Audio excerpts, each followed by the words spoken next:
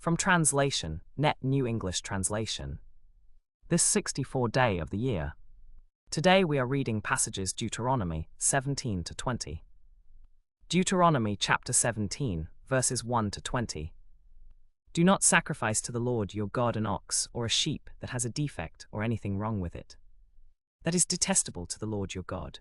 If a man or woman is found among you, in any of the towns the Lord your God is giving you, doing evil in the sight of the Lord your God by breaking his covenant, and has gone and served other gods and worshipped them, or the sun, or the moon, or any of the host of heaven, things that I have not commanded, and you are told and you hear about it, then you must investigate carefully.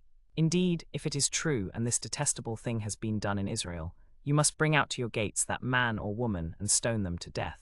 On the testimony of 2 or 3 witnesses, they must be put to death. They must not be put to death on the testimony of a single witness. No one is to be put to death on the testimony of a single witness. The case of the wicked must be established by the testimony of 2 or 3 witnesses. The hand of the witnesses must be the first against them to put them to death, and then the hands of all the people. You must purge the evil from you. If a case is too difficult for you to judge, whether bloodshed, lawsuits, or assaults, take it to the place the Lord your God will choose. Go to the priests who are Levites, and to the judge who is in office at that time. Inquire and they will give you the verdict. You must act according to the verdict they announce to you in that place the Lord chooses. Be careful to do everything they instruct you. Act according to the instructions they give you and the verdict they announce to you. Do not deviate from the verdict they give you, either to the right or to the left. The person who acts arrogantly, by not listening to the priest who stands there to serve the Lord your God, or to the judge, that person must die. Thus you will purge the evil from Israel. Then all the people will hear and be afraid and not be arrogant again. When you come to the land that the Lord your God is giving you and take possession of it and live in it, and then you say, I want to set a king over me like all the nations that are around me, you must surely set a king over whom the Lord chooses. He must be from among your fellow Israelites. You are not to place a foreigner over you who is not one of your fellow Israelites, but he must not accumulate horses for himself, or send the people back to Egypt to acquire more horses, since the Lord has told you, you must not return that way again. He must not take many wives for himself, or else his heart will be led astray. He must not accumulate for himself lots of silver and gold. When he takes his place on the throne of his kingdom, he must take a copy of this law on a scroll from the Levitical priest's custody. He must keep with him and read it all the days of his life, so that he may learn to revere the Lord his God, by keeping all the words of this law and these statutes, and carrying them out. Thus he will not exalt himself above his fellow Israelites, and he will not deviate from the commandment to the right or the left, so that he may enjoy many years as king over his kingdom in Israel. Deuteronomy chapter 18, verses 1 to 22. The priests who are Levites, the whole tribe of Levi, must not have a portion or inheritance with Israel. They will live on the gifts presented to the Lord by fire to him as their inheritance. They will have no inheritance among their fellow Israelites. The Lord is their inheritance, as he had told them. This is what the priests are to receive from the people. Those who offer a sacrifice, whether an ox or a sheep, are to give the priest the shoulder, the jowls, and the stomach. You are to give him the first fruits of your grain, your new wine, your olive oil, and the first shearings of your flock. For the Lord your God has chosen them and their sons from all your tribes to stand and serve in the Lord's name always.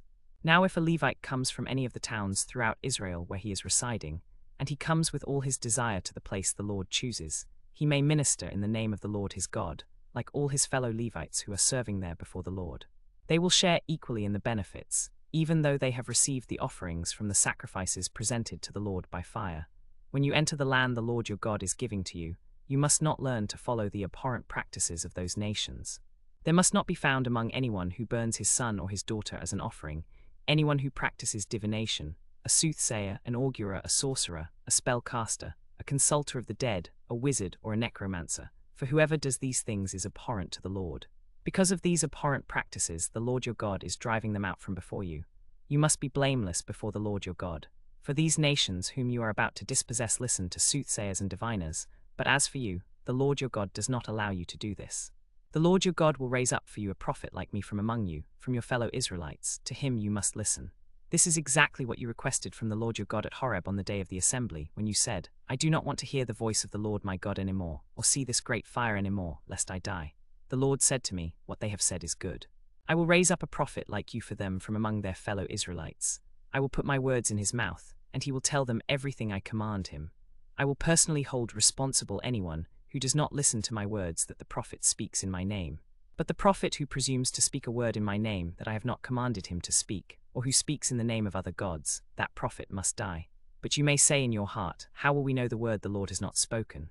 If a prophet speaks in the name of the Lord, but the thing does not happen or come about, that is the thing the Lord has not spoken.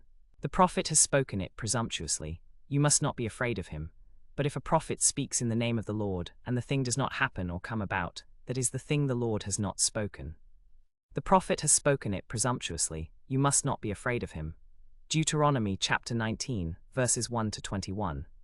When the Lord your God cuts off the nations whose land he is going to give you, and you displace them and live in their cities and in their houses, you must set aside 3 cities for yourselves in the land the Lord your God is giving you to possess. You must prepare the road and divide the territory of your land into 3 regions, so that a person who kills someone may flee to one of these cities and be safe. This is the case when someone kills another person by accident and flees there to save his life, one who has killed another person accidentally, without intent.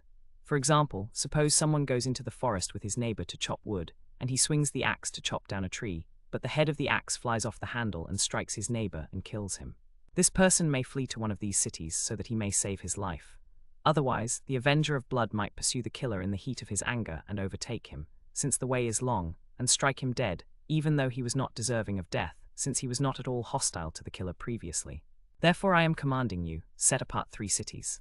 If the Lord your God enlarges your territory, as he swore to your ancestors, and gives you all the land he promised to give them, and if you keep all these commandments I am giving you today, by loving the Lord your God and by always following his ways, then you must add 3 more cities to these 3.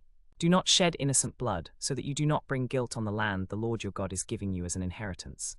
But if anyone hates his neighbor, waits in ambush, attacks and kills him, and then flees to one of these cities, the elders of his city are to send for him, bring him back from there, and hand him over to the avenger of blood to die.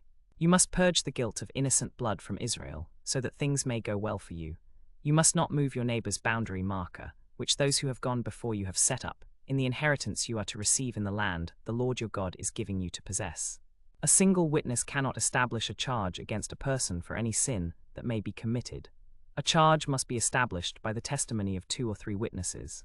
If a malicious witness testifies against someone, accusing him of a crime, both parties to the dispute must stand before the Lord, before the priests and the judges who are in office at that time.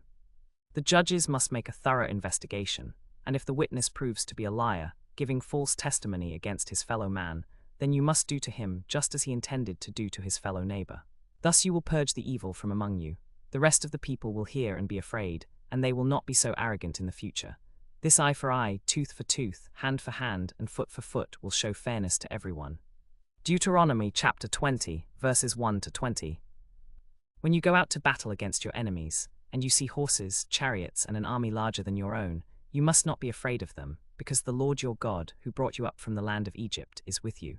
When you are about to go into battle, the priest must come forward and address the troops. He will say to them, "Hear, Israel, today you are going into battle against your enemies. Do not be faint-hearted or afraid. Do not be terrified or panic-stricken by them, for the Lord your God is the one who goes with you to fight for you against your enemies to give you victory." The officers must also speak to the troops. Is there any man who has built a new house but has not yet dedicated it?